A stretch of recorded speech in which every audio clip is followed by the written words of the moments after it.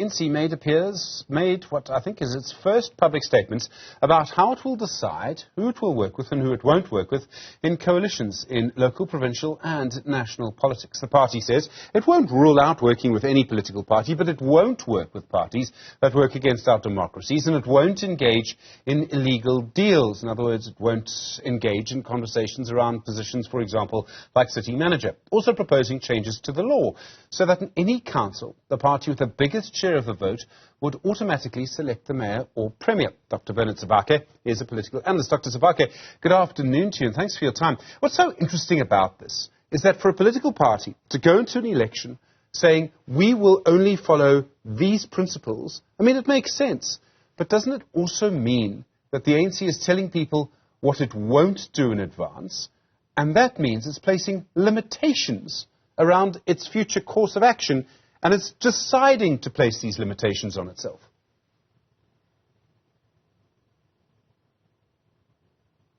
Dr. Sebake, are you with us?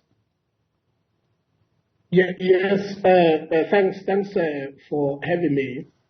I think, look, the fact remains that the coalition government is it's a most popular thing in the South African context because of the fragile electoral mandate. And obviously, political parties are starting to utilize their experience of municipalities in the past almost 7 years now to try to really rethink of finding out strategies to how coalition must function and what kind of interests and rules that must essentially govern those particular interests. I think it's a very interesting moment in the history of democracy in South Africa. I mean, if we do this right, you know, we keep talking about coalition politics needing to mature. I mean, this is the moment when it matures, isn't it? People are taking stock of what's happened and trying to stop it from happening again. Of course, I agree with you, Stephen, because I think, hence I'm saying, the past couple of 7 years has not went to waste. It actually, you know, resurrected some kind of interest to our public representative, our politicians, to start really thinking about how and how necessary it is to turn this coalition into law to respond to the challenges that local government, particularly in metros, that have been experiencing for the past couple of years. And apart from that, Stephen, you would realize that the question of those who are less mandated to be the ones who are getting some kind of powerful seats really creates that confusion in the eyes of ordinary electorates who have actually voted and supported their political parties in their numbers.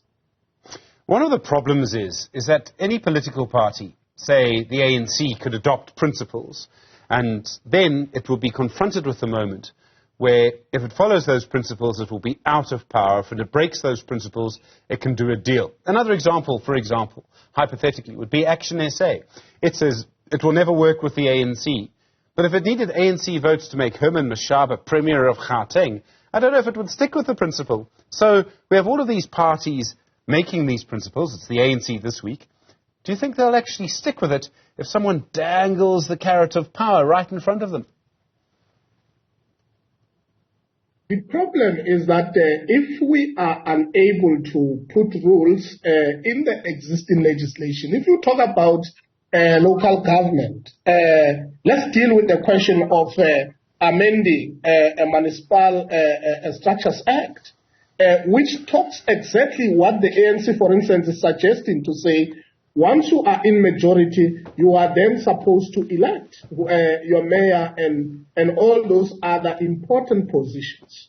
But because of the fact that these things are not legislated, any agreement that seeks to be entered into that does not form part of the existing body of law that govern that structure of governance is not going to see the light because it is additional rules that do not find expression in terms of the existing creature of statute.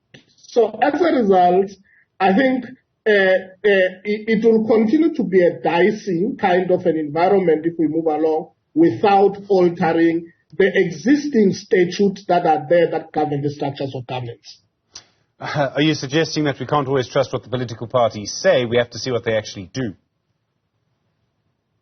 The issue of trust is very fragile. I mean, even with these discussions that are going on, there seem to be no consistency. And what I can tell you is that it's exactly what, for instance, the ANC and the DA, they are taking a posture on to say, for instance, the ANC's argument is, how do we ensure that when we approach this coalition, we use specific rules that are at the national level? That approach must guide all areas where we get into coalition.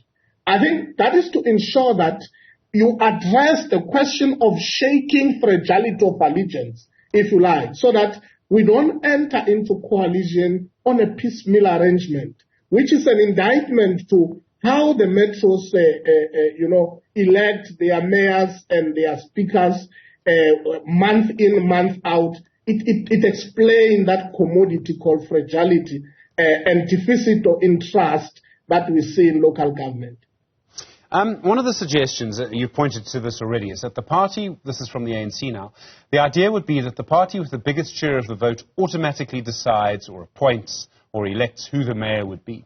And that makes sense, kind of, because imagine a situation where one political party, say the ANC, gets 30% of the vote, but the DA gets 29% of the vote, and Action SA gets 28% of the vote. Now, it's obvious that the Action SA and the DA would work together, but if the law says that the party now with just 30% of the vote must appoint a mayor, you'd have a mayor with 30% of the vote and two other parties working together with just under 60% of the vote. I mean, that wouldn't work, would it?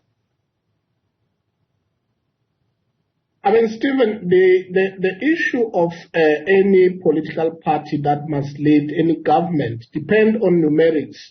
And therefore, election is a numeric. Whether it's 1% of the vote that really put that party apart from the runner-ups, that numeric, it's a majority to can be able to then make calls in terms of how government must be structured.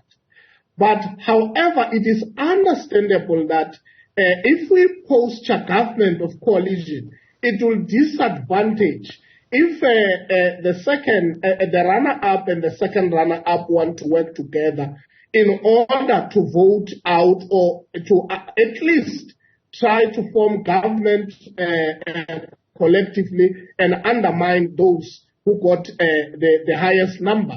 It is catch-22 situation, but a call has to be made. It requires that political appetite in order to make those rules.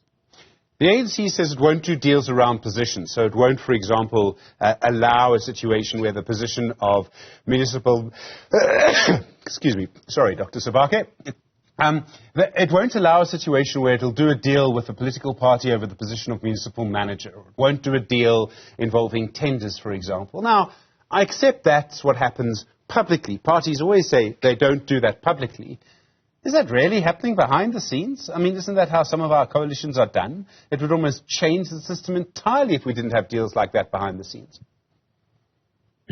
You know, Stephen, the issue here, which is fundamental and which is very important, is that political party won't give you the details of what is happening behind the closed doors. There are a lot of negotiations that are happening that are not in the public discourse. It may be that one of the key aspects of why now the question of transparency, the question of subjecting all decisions to the public, come into the picture.